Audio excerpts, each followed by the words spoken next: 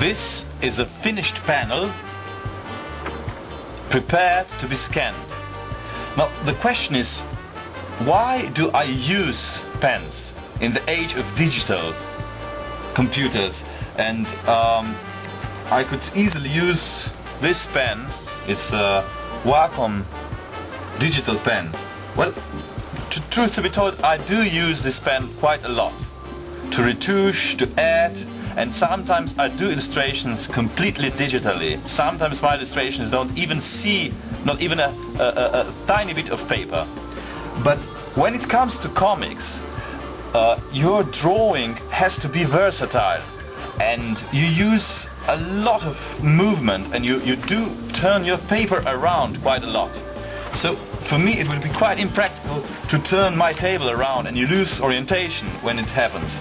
And the other thing is, it's, I think, a part of a style. You get used to a certain media, and I cannot really imagine now doing comics, at least to some degree, using pens. And why is Faber-Castell so good for me? Why do I really like this pen?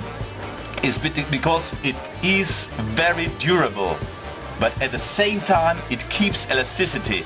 The tip suits me perfectly. I can really push it hard, but it will endure it.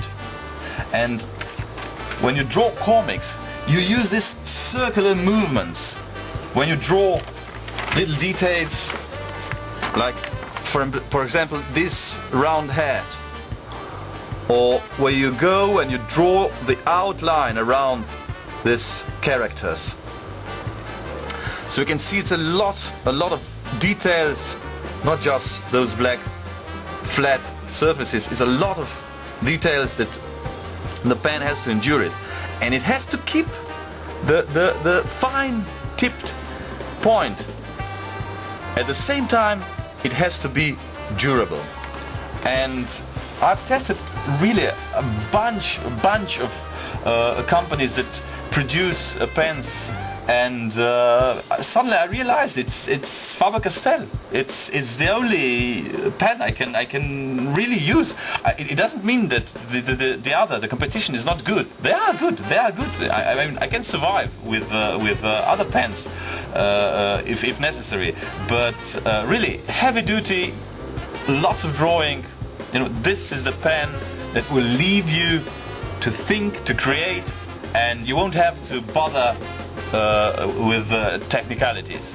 Your hand is free because the pen can take it.